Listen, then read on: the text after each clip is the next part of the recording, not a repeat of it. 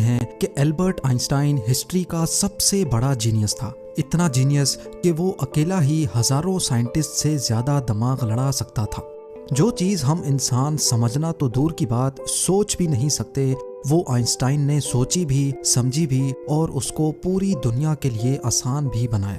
Albert Einstein ایک physicist تھے جنہوں نے تھیوری آف ریلیٹیوٹی، E=mc² اور فوٹو الیکٹرک ایفیکٹ کے لاز بنا کر پوری دنیا کو حیران اور پریشان چھوڑ دیا تھا، اور اس کی وجہ سے ہی ان کو نوبل پرائز سے بھی نوازا گیا۔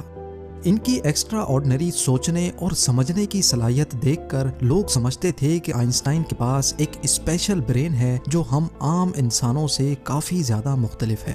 اس بات کا خود آئنسٹائن کو بھی اندازہ تھا، اسی وجہ سے وہ نہیں چاہتے تھے کہ مرنے کے بعد ان کی باڈی کے کسی بھی حصے پر ریسرچ کی جائے، بلکہ انہوں نے تو یہ انسٹرکشنز دے رکھی تھیں کہ مرنے کے بعد ان کی باڈی کو جلا کر راکھ کر دیا جائے۔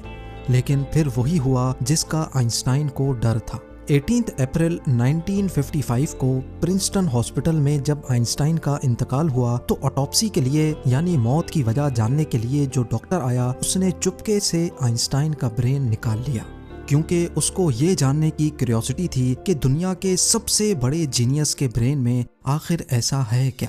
زیم ٹی وی کی ویڈیوز میں ایک بار پھر سے خوش آمدید۔ ناظرین، آئنسٹائن کا برین چرانے والے ڈاکٹر تھامس ہاروی تھے جن کو اپنے ساتھ ہونے والے انجام سے زیادہ اس اسپیشل برین کو اسٹڈی کرنے میں دلچسپی تھی۔ کچھ دنوں کے بعد جب پرنسٹن ہاسپٹل کو ڈاکٹر ہاروی کی اس حرکت کا پتہ چلا تو ان کو اپنی جاب سے ہاتھ دھونا پڑا، لیکن ڈاکٹر ہاروی آئنسٹائن کے بیٹے ہنس البرٹ سے جیسے تیسے کر کے یہ پرمیشن لینے میں کامیاب ہو گئے کہ وہ اس کے باپ کے اسپیشل برین کے اندر چھپے رازوں سے پردہ اٹھا کر اس کو دنیا کے سامنے لانا چاہتے ہیں۔ اس دن کے بعد سے شروع ہوا اس برین کا ایک لمبا ترین سفر۔ ڈاکٹر ہاروی ایک پیتھولوجسٹ تھے جو صرف پوسٹ مارٹم کرنا جانتے تھے۔ یہ ان کا صرف خیال تھا کہ وہ اتنے بڑے جینیس کے برین پر ریسرچ کر پائیں گے۔ اب کنڈیشن یہ تھی کہ ڈاکٹر ہاروی پرنسٹن ہاسپٹل کی جاب سے بھی ہاتھ دھو بیٹھے تھے اور اپنے پیتھولوجسٹ کا عہدہ بھی۔ آئنسٹائن کا برین جو پہلے ہی ڈاکٹر ہاروی پریزرو کر چکے تھے، وہ اس کو لے کر پینسلوینیا کے شہر فیلاڈیلفیا لے گئے، جہاں انہوں نے برین کی کئی فوٹوز لیں اور پھر اس کو 240 چھوٹے چھوٹے پیسز میں کاٹ کر ہر پیس کو الگ الگ جار میں پریزرو کر کے اپنی بیسمنٹ میں چھپا دیا۔ اسی مسئلے کو لے کر ڈاکٹر ہاروی کا اپنی بیوی کے ساتھ کئی بار جھگڑا ہوتا رہتا تھا، کیونکہ ان کی بیوی اکثر یہ دھمکی دیتی تھی کہ وہ اس برین کو اٹھا کر کہیں پھینک دے گی۔ ایک دن جھگڑا اتنا بڑھ گیا کہ دونوں میاں بیوی کو ڈائیورس لے کر الگ ہونا پڑا، اور ڈاکٹر ہاروی برین لے کر کینزس کے شہر وچٹا چلے گئے، جہاں وہ ایک بایولوجیکل ٹیسٹنگ لیب میں میڈیکل سپروائزر کی نوکری کرنے لگے، اور یہاں وہ اپنے فارغ ٹائم میں آئنسٹائن کے برین پر خوب اسٹڈی کرنے کی کوشش کرتے۔ اس کے بعد کئی بار وہ الگ الگ جاب چھوڑ کر مختلف شہروں میں یہ برین لے کے گھومتے رہے۔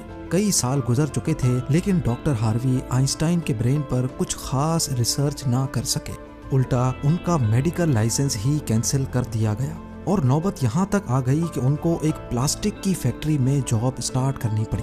تبھی انہوں نے پہلی بار ایک اچھا فیصلہ کیا کہ وہ ان کے برین کے الگ الگ حصوں کو دنیا بھر کے بیسٹ نیورو پیتھولوجسٹ کے پاس ڈیٹیلڈ ریسرچ کے لیے بھیجیں گے، لہٰذا انہوں نے ایسا ہی کیا۔ 1955 میں برین چوری ہونے کے 30 سالوں کے بعد یعنی 1985 میں پہلی بار آئنسٹائن کے برین پر ایک اسٹڈی پبلش کی گئی۔ اس کے بعد اگلے 28 سالوں تک اس جینیس برین پر دنیا بھر کے نیورو پیتھولوجسٹ نے کئی اسٹڈیز پبلش کی، جن میں بتایا گیا کہ آئنسٹائن کا برین عام انسان کے برین سے کافی ڈیفرنٹ تھا۔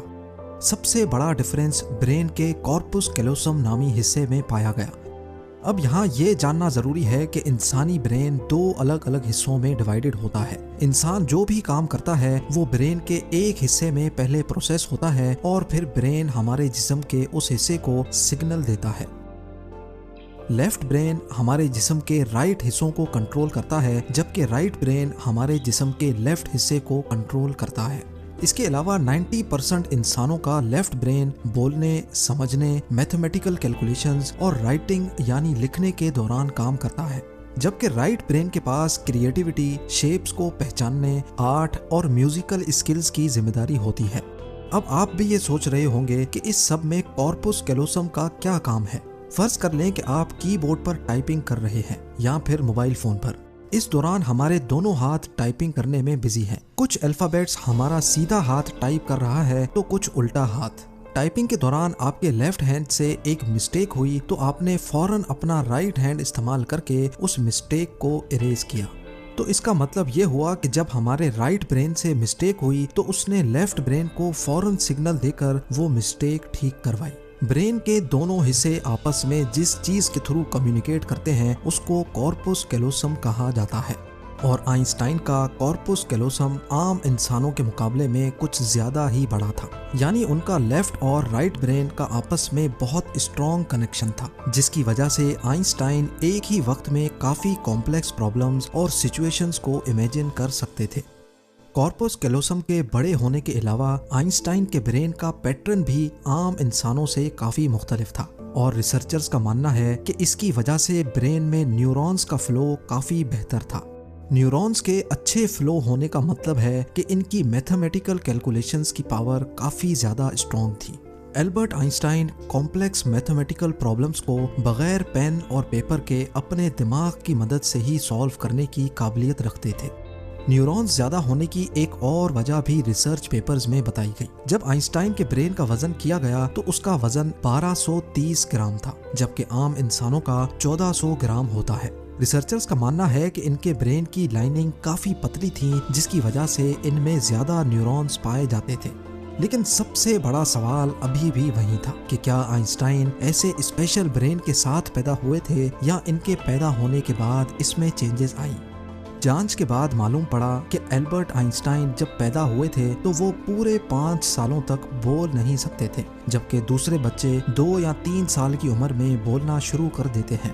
جب انہوں نے بولنا شروع بھی کیا تب بھی وہ زیادہ بولنا پسند نہیں کرتے تھے، بلکہ ہمیشہ اپنی سوچوں میں ہی گم رہتے تھے. ان کے پاس چیزوں کو میمورائز کرنے کی پاور کافی کم تھی، یہاں تک کہ ان کو سمپل میتھس کے ٹیبل بھی یاد کرنے میں مشکل ہوتی تھی. وہ میتھس اور نمبرز کو لاجیکل طریقوں سے پروسیس کرنے کے ماسٹر تھے، نہ کہ ان کو رٹا لگا کر یاد کرنے کے. اسکول لائف میں باقی ہر سبجیکٹ میں آئنسٹائن فیل ہوتے تھے، صرف میتھس اور سائنس وہ واحد سبجیکٹس تھے جس میں آئنسٹائن کے نمبرز سب سے زیادہ آتے تھے. جب البرٹ آئنسٹائن 12 سال کے تھے تب ایک فیملی ٹیچر اپنی جیومیٹری کی بک ان کے پاس بھول گئے. حیرت انگیز طور پہ صرف ایک ہی دن میں آئنسٹائن وہ پوری بک پڑھ کر اپنے جیومیٹری کے کانسیپٹس کلیئر کر بیٹھے. نہ صرف اتنا بلکہ صرف 14 سال کی عمر میں ہی وہ انٹیگرل اور ڈفرینشیل کیلکولس کے ماسٹر بن چکے تھے. میتھس اور سائنس میں ان کی اتنی اسٹرانگ گرپ تھی کہ جب وہ کلاس روم میں کوئی سوال پوچھنے کے لیے ہاتھ کھڑا کرتے تھے تو پروفیسرز گھبرانے لگتے تھے، کیونکہ آئنسٹائن کے اکثر سوال ٹیچرز کے بھی اوپر سے گزر جاتے تھے. چھوٹی سی عمر میں ہی وہ اس یونیورس کے لاز کو ایک چھوٹی سی ایکویشن میں بند کرنا چاہتے تھے، اور یہی انہوں نے اپنی زندگی کا مقصد بنا لیا تھا. 26 سال کی عمر میں آئنسٹائن نے 4 ریسرچ پیپرز پبلش کر کے پوری دنیا کو حیران کر ڈالا، اور اسی وجہ سے ان کو PhD کی ڈگری اور ہیومینٹی کے لیے اعلیٰ کردار ادا کرنے کی صورت میں نوبل پرائز سے بھی نوازا گیا. اس کا اندازہ آپ صرف اس بات سے لگا لیں کہ آج بھی آئنسٹائن کی ان تھیسس کے بنا سائنس بالکل ادھوری ہے. کئی ڈاکٹرز اور سائنٹسٹ نے یہ نتیجہ نکالا کہ آئنسٹائن کا برین ان کے پیدا ہونے کے بعد اسپیشل بنا تھا، جس کی سب سے بڑی وجہ یہ تھی کہ جب ان کو اپنے سوالوں کا کوئی جواب نہیں ملتا تھا تو وہ خود اپنے دماغ کی مدد سے جواب تلاش کیا کرتے تھے.